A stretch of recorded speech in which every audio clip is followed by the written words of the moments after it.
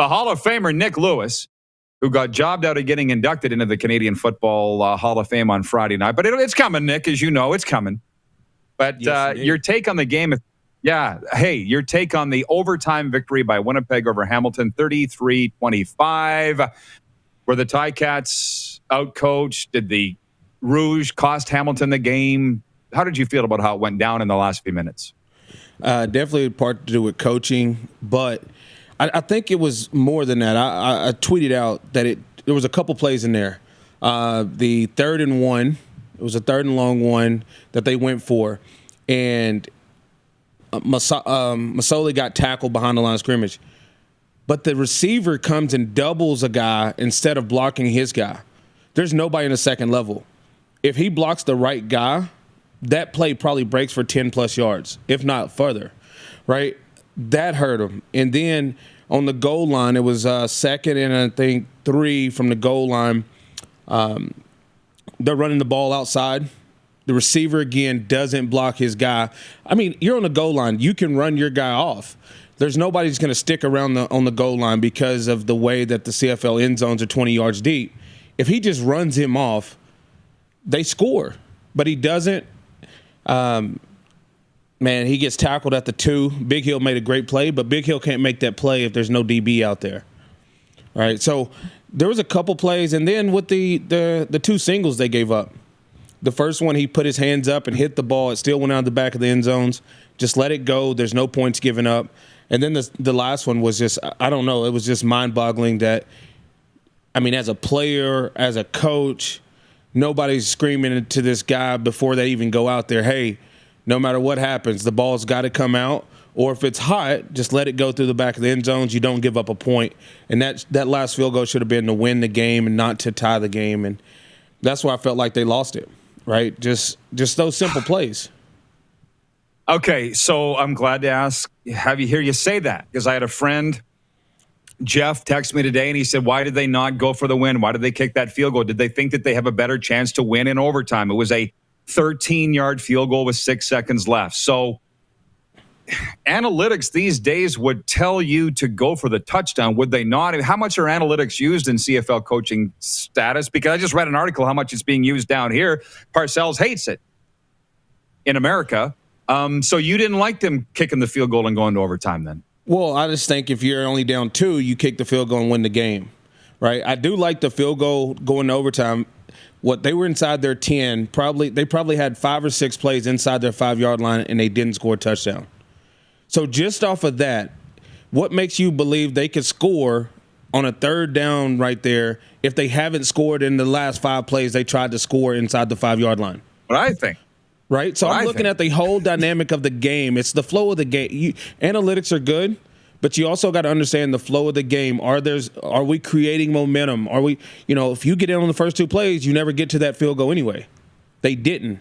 They were at the 2-yard line. It was like 1st and goal at the 2 or 3. They didn't get in the end zones. So if they get in on 1st or 2nd, you never have that field goal, right? Or if you don't take the single, you're kicking that to win the game. I think you got to kick the field goal and go to overtime because, as you said, you didn't get in on 1st or 2nd down. Viewer Ryan Gregory on YouTube writes in and says, do you believe a dynasty has started for the Bombers? He's asked that question a couple times. Well, of course it started. They might be halfway through a dynasty. It didn't just start. They've got 2 Grey Cups. And I was thinking about this morning, Nick. There's nothing to say Winnipeg's not the favorite coming back next year. Don't you think? Of course. With the way the CFL set up with these 1-year contracts, any team has a chance to go out and be able to get it done. But, I mean, the first 2-3 months of the season, Winnipeg was by far the favorites. I thought they were trending backwards the last month of the season, and I thought Hamilton was trending upwards. That's why I picked Hamilton to win the game. And as you can see, Hamilton was the better team yesterday. Winnipeg just made enough plays to win the game. Tell your friends, everybody, the RP Show's talking CFL and Grey Cup. Let's get over 200 live viewers on YouTube. And, of course, we're on Game Plus television across all 10 provinces and 31 states. So, listen, I guess if Mike O'Shea were to leave and go to Edmonton, maybe this dynasty gets nipped in the bud. And there is no three-peat. And the reason I ask you, Nick, is I just found out this morning Chris Jones will interview this week with the Edmonton Elks. So how do you think about that side of things? Now that the football has been put to bed, this is the offseason of the CFL. You know how this goes. If you're Edmonton, who are you hiring? You got to hire Chris. I mean, there's only one person that can do everything. You don't have as long as this cap is on these coaches and on everything else. If you're still paying a head coach or a GM, man, you need to have like Chris is going to be the GM, the head coach, the defensive coordinator. They just don't have the money under the cap to pay people, right? So when you have to analyze those things, they're really handicapped on what they can do, unless Wally's going to be the GM pro bono, kind of pro bono. Yeah, I got you. Hey, but anyway, yeah. I take my hat Wally's off to me. talked. Yeah, well, Wally's talked to Jones, I guess, and I think Wally's doing the interview this week. I'm not exactly sure, but I just know that Chris Jones will interview this week, and they have that interest in Mike O'Shea, who apparently has been doing a lot of personnel things with Winnipeg, which is interesting because do they not have Ted Govea there and Danny McManus? I mean, Winnipeg spends the money clearly on personnel, and Nick, look what you get: 2 Grey Cups out of it. You spend money to make money. If you're cheap, you don't win. No, you can't win if you're cheap. You have to be able to invest in the product, and that's what I want more of the owners to do in the CFL is to invest in the product and just stop talking about losses, but really invest in the product to make it better. But with this coaching thing, man, it's going to be different because if Orlando goes to Washington, right, for that UW job, does Mark Washington get that job, right? And then, a lot of people still like Mark Killam to be a head coach, right? He's a great coach. He's been around the league since 2006, I believe, when he came in as our strength and conditioning coach in Calgary. So long history. Great special teams coach. He gets along with all the players, great personality, great person. So it's going to be interesting to see what they do and what they decide to do. But that coaching cap just messes everything up. Oh, does it ever? And that's why I don't know what we're going to talk about all winter. I don't want to sit and talk about coaching and GM carousels. As fun as it is, I'd rather talk about sports that are actually playing. But just, oh my goodness, all the comments that are coming in here. Pierre Ducharme, watching on YouTube, says Chris Jones is going to Hamilton. Carlos Legena says in Indianapolis, plenty of moves to make this offseason. I'm not declaring any early favorites for next season just yet. I'm just saying, watching Winnipeg last night, I'm like, they're going to be good for a long time because they got a great culture. They got a lot of great things going on. But if Mike O'Shea gets ripped out of there, that does change on a dime.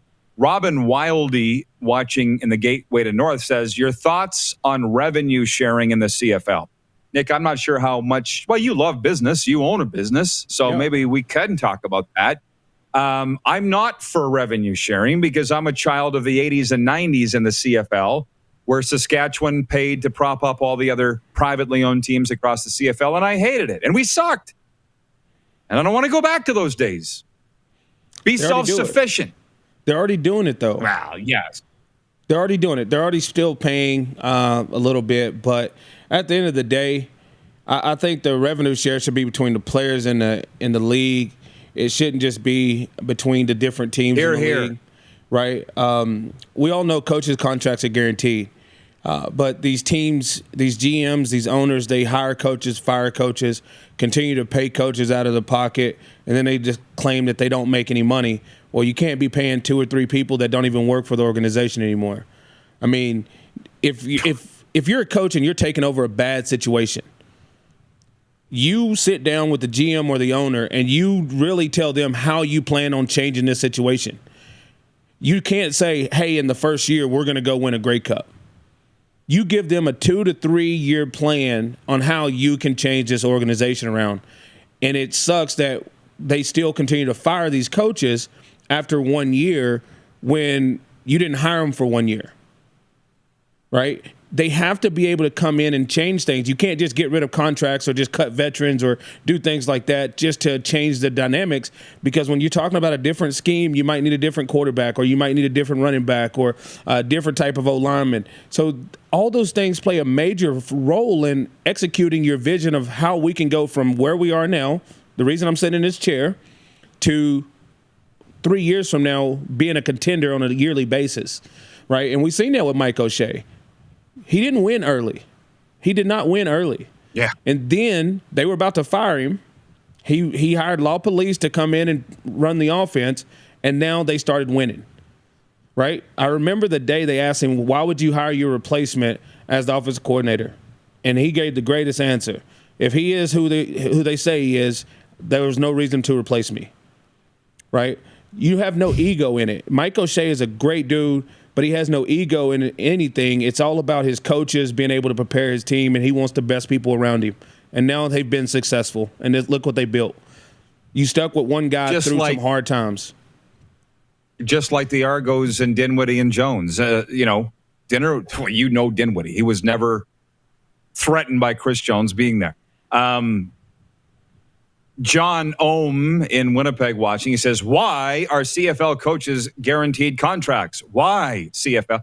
Well, thank God they are.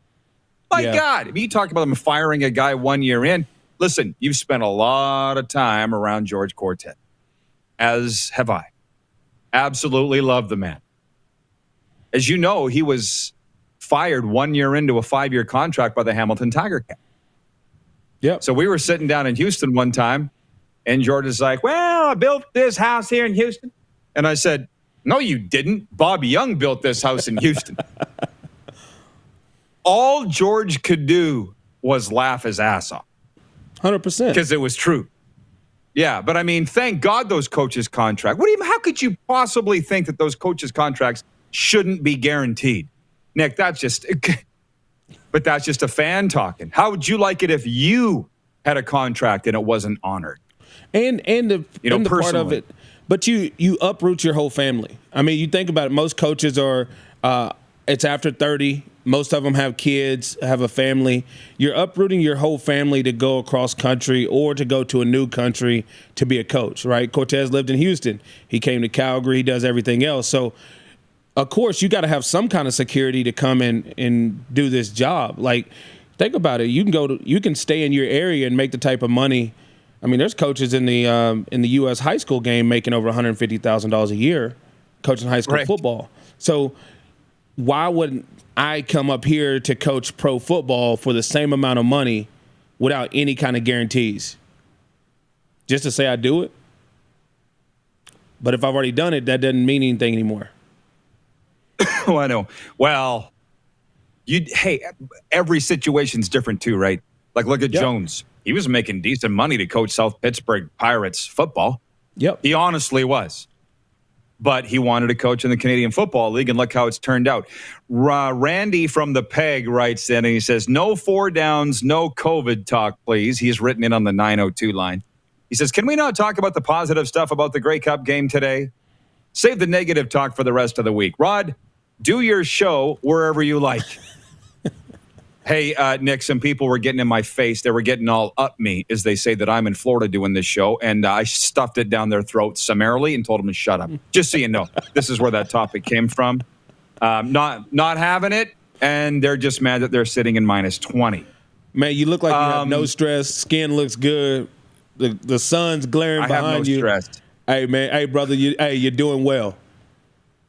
Thank you. I appreciate that, Nick. And as a football friend of mine in Vegas said today, they're just jealous. Ryan Hoglander in Westlock, Alberta, watching on Game Plus TV, says, I want to know what was said at halftime in the Bomber locker room as Jermarcus Hardrick came out, bear-hugging each receiver after they made a catch. I don't know. Yoshi usually does that. He's the 6'8" tackle that sprints down to the end zone after every touchdown. He's been doing that forever. But they were losing at halftime, Nick. I guess before I let you go, what do you think was the message at halftime for the Bombers that they came out and scored 15 fourth quarter points on the way to win? I think it was the same thing, man. Just keep doing what we're doing. We know that we should win this game. We're comfortable being down 3 points. Defense go out and execute. They gave up 9 points. And, the game changes. If Hamilton gets that touchdown, when they're up 9, to go up 16 instead of going up 12, it's a wholly different game, right? I think Zach didn't play very well till the fourth quarter. He had one great quarter where he executed, threw the ball very well, and that win played a big, major part of it. I didn't think that Hamilton was very aggressive when they had the win. They didn't throw the ball downfield. They threw a lot of passes around the line of scrimmage. They ran the ball a lot. And usually when you have the win at your back is when you take shots and you do that. I don't know the stat, but I'm pretty sure Hamilton probably didn't throw the ball over 20 yards downfield, maybe more than twice, if that. Right? So they really didn't take shots down the field, and they really didn't look aggressive to go out and win the game. They looked like once they had a 9-point lead, they were just like, defense, bring us home. And it didn't happen. Absolutely. Ron Thompson, watching in Calgary, writes in on the 902 line. He's looking for the Taco Time comment of the week. He says, over 100 years and we're still doing it wrong? Taco or leave it. Take it or leave it. Yeah, Taco or leave it. It's good. It's our league. And yes, it is. Guys, I'll save this one from Ron in Calgary. We got some options here on this Monday. Nick, I appreciate you coming in, man. Fantastic football analysis. Appreciate it. All right, the Hall of Famer, Nick Lewis, joining us in the bunker. Hey, everybody. Thanks for watching the RP Show on YouTube. And don't forget, we're live daily on YouTube from noon to 2 Eastern. If you like what you see, hit subscribe. And if you like the program, check around for other segments of the Rod Pedersen Show here on YouTube.